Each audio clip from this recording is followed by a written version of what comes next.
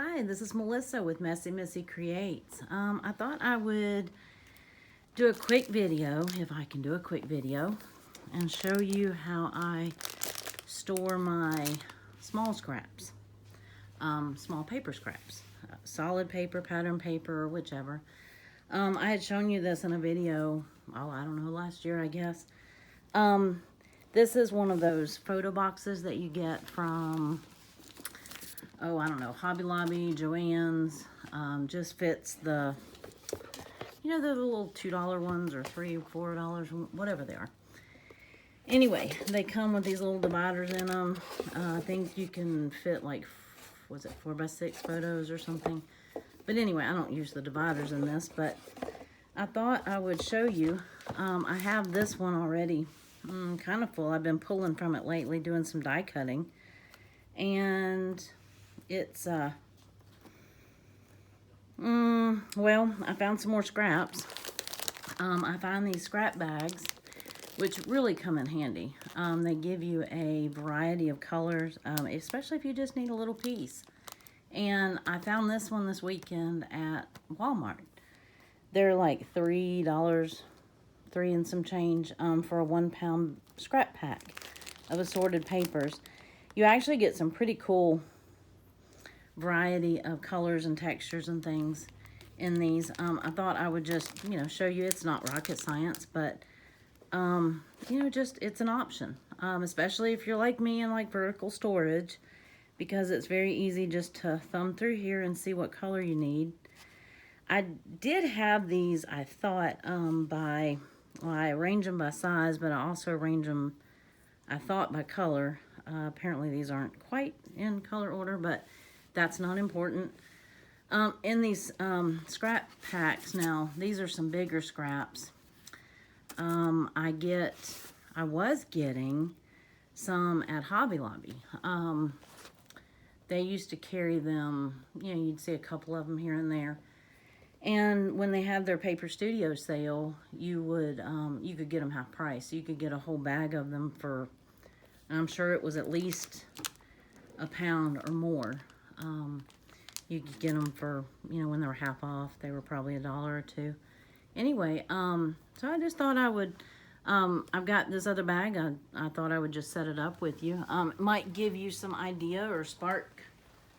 When you see somebody do something, sometimes you just have that aha moment, even though you go, duh, this isn't rocket science. Sometimes it just sparks something in you, and it's like, oh, that's what I was, why didn't I think of that? So this is going to be, let's see if I can make it a little less loud. Some scissors and open, because it's pretty taped up here. But, I just thought I would show you just in case you, hadn't thought of it, or, you just never know. I get so many good ideas just from watching random videos that, might just be somebody else crafting, but sometimes you see somebody else do something and it just really resonates with you. So I thought I would do that today, and I know this is loud, and I'm sorry. Trying to pull them out a little bit quietly, but it's not working. Also, they're in here kind of in size order, so I was trying not to mess that up too much. But, and you can see when you buy them, you can kind of look without opening the package.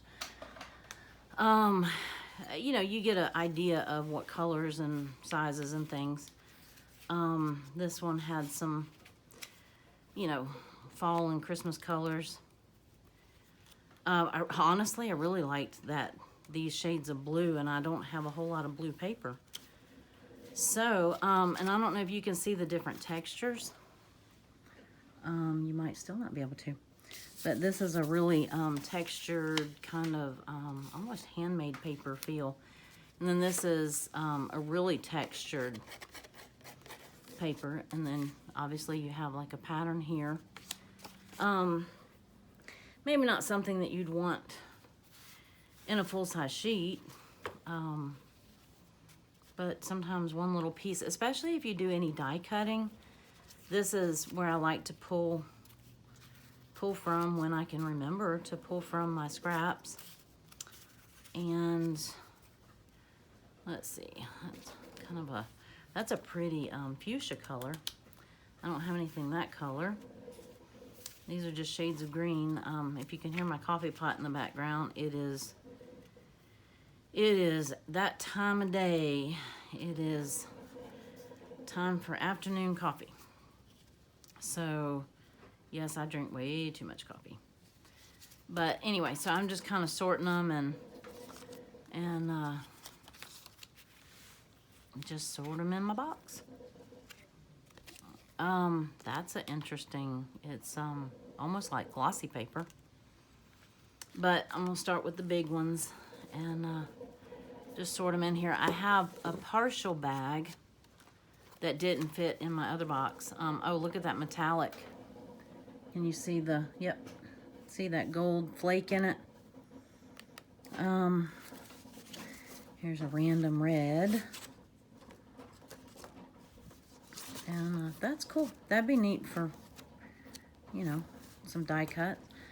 So I try to just stick them in here. I don't get very hung up on, you know, if it's obvious that they go together, I'll put them together. But if not, I'm more interested in size. And some of these little small pieces, this is probably, I don't know, 2 by 3 inches, 1.5 by 2.5, something like that. And these are like index card size. Look at that. Look at that texture. That's already pre-embossed. Look at that. Ooh, that's pretty. So I've got some pretty colors to work with and some fall colors. Let's see. I can see these go with. Might as well put them together if they match, huh? But other than that, when they get real small, sometimes I'll stand them on end so they're easier to see. And this is clearly not going to finish, you know, fill up this box, but just thought I would kind of show you how my brain works, I guess. I enjoy seeing how other people do this. That is a really pretty, very soft textured paper, and would be really pretty for a flower die cut. Let's see, I won't open that other bag just yet. Anyway, this is not going to come anywhere close to filling this box up, but I thought I would just do it anyway. And I might even be able to squeeze them in my current box. Let's see, these are my shades of green and blue and black and fuchsia. I love that color. Those are pretty colors. I don't think I have either one of those in the full-size paper. Well, that's interesting. A lot of these I may not ever use, but you know, you might need them for a collage, or you just never know. Sorry, I'm gonna crinkle your ear again. Okay. Yeah, this must be the bag I got. I mean, it's been a while since I've bought all of these, but they're just they're so convenient. This reminds me of Dr. Seuss. I don't know why. I wonder, makes you wonder sometimes what the full-size sheet of paper looked like. But I have used some, because, you know, sometimes when you have something that's really busy, sometimes the smaller the piece, you know, it doesn't look so bad and so busy. But I usually find a definite variety of sizes and colors and patterns and textures. That's interesting. That looks like it had flowers or vegetables or something. Just makes you wonder, doesn't it? These gold it's embossed or textured. It's gold with like an ivory. That would be pretty for Christmas. More gold flake. Anyway, these all look like small ones, so I might actually take my other box that I already have almost full, and I might take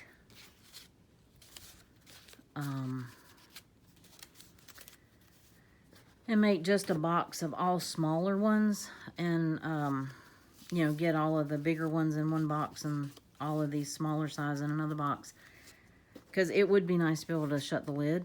Obviously with these taller ones back here, the lid won't shut, so I just set the box in the lid. But I think I have enough that I can make, and then that way they'll stack. See, even these are too big to shut the lid, but all of these right here, these are some great fall colors. This looks more like what I got at Hobby Lobby.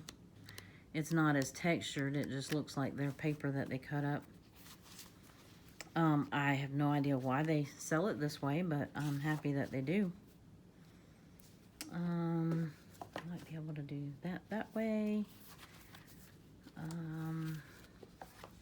Takes me a minute to figure out how I want them. But let's see. These are not going to go in with the box shut, but I would like to get, see if I turn these back this way. Yep, I can shut the box that way. Make a couple rows here. Ooh, that bronze sparkly. Anyway, I'm just going to take some of these from this box and see if I can make it work where I can shut the lid on one. Let's see, try not to reach too much, but you get the idea. Anyway, I also, when I'm down to, you know, my die cut machine fits a full sheet of paper. I have the Spellbinders Platinum. Not the Platinum 6. I have the regular Platinum, which fits a 8.5 by 11 sheet of paper. And, oh, shaking you. And when I get down to the end, or like at the end of a project or whatever, instead of trying to, let's see, I think I can turn those sideways. Oh, there's some dust. Or maybe that was, yeah, that may have come off of that. That's got some like thread running through it. That's kind of cool. I'm not a lavender person necessarily, but I can appreciate good texture. Anyway, when I finish up like a die cut project or whatever, and sometimes I'll cut around and, you know, cut up the rest of the paper. I can't stand storing paper in when it's got all the jaggedy edges, and then they get stuck together, and anyway, it's just a mess. Just a mess, just a mess. Okay, I'm not doing a good job at this point of, I'm just trying to see how they fit, and then I can go back and kind of tweak them if I want. But right now I'm just trying to get it under the rim of the box so that I can shut it. Anyway, I don't have to put all of these in here, but I might as well. Anyway, a lot of repeats. Anyway, you get the idea. So whether yep, I can fit these right down here. Not as organized as I had them at first, but I'll go back and tweak it. But see, this way I can shut the lid on this one. And then the one with the bigger paper on it, I can just stack on top. Right? So anyway, yeah, these are pretty big squares. That's probably a 4x4 or 5x5 maybe. Doesn't look quite like a 6x6, but when I get through, like for example this one, let me move these boxes now.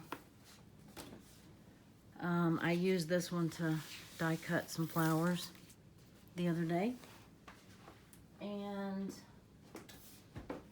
I'll just take my, if I can do it with my trimmer, I prefer to, because then I get a little bit of a straighter edge. But like these little straggler pieces, if you were to keep this in a box, it would just get all tangled up and be a hot mess. So I'll cut that off. I'm not going to use that. But I think I will cut, let's see, how do I want to cut this? Let me cut this way first.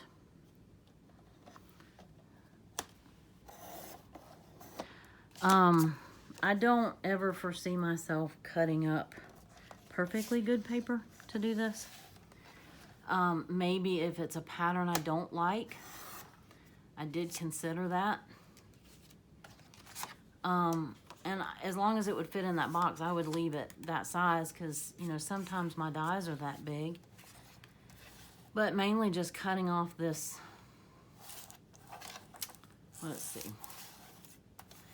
Well, and I could just take the scissors and go like this.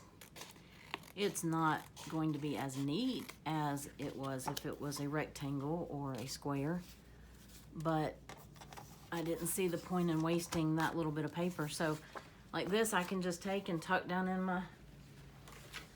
in my box. Well, see, there's some other sheets about that size.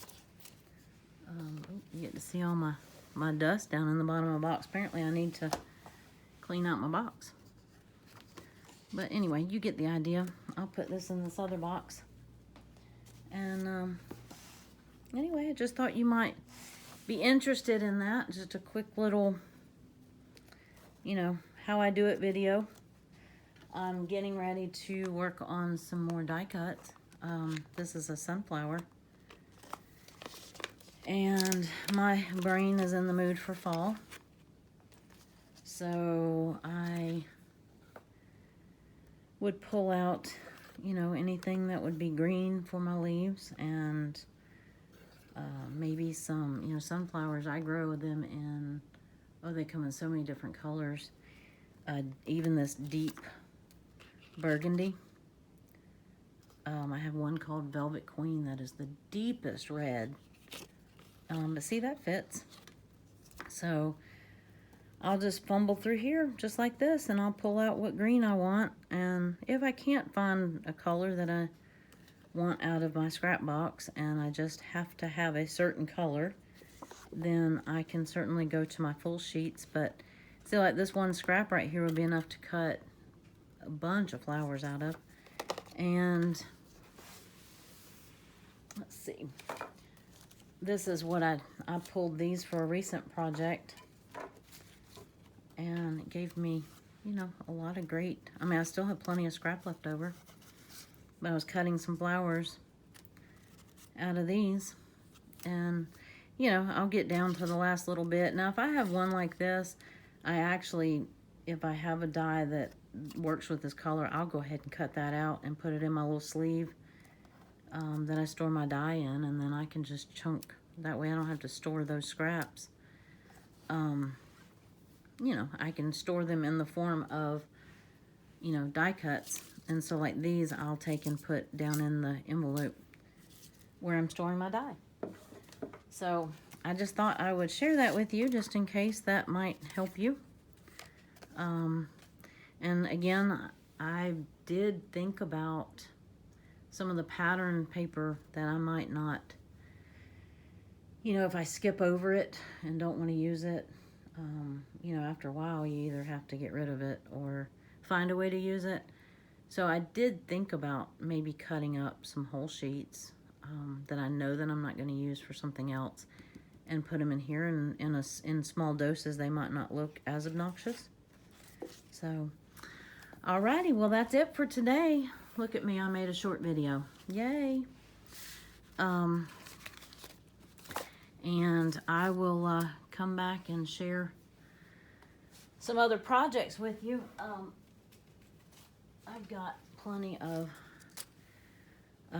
die cut projects I want to do, and I just wanted to get my scraps a little bit more organized before I do it, and I will see you on the next video. I hope you're doing well, and let me know if there's anything specific that you'd like to see. I'm going to be working on a journal here very soon. I'm not sure how I'm going to decorate it. I'm probably just going to use a comp book and maybe decorate the front. I think that might be all I can do right at the moment. So anyway, I will see you on the next video. Y'all have a great day. Bye.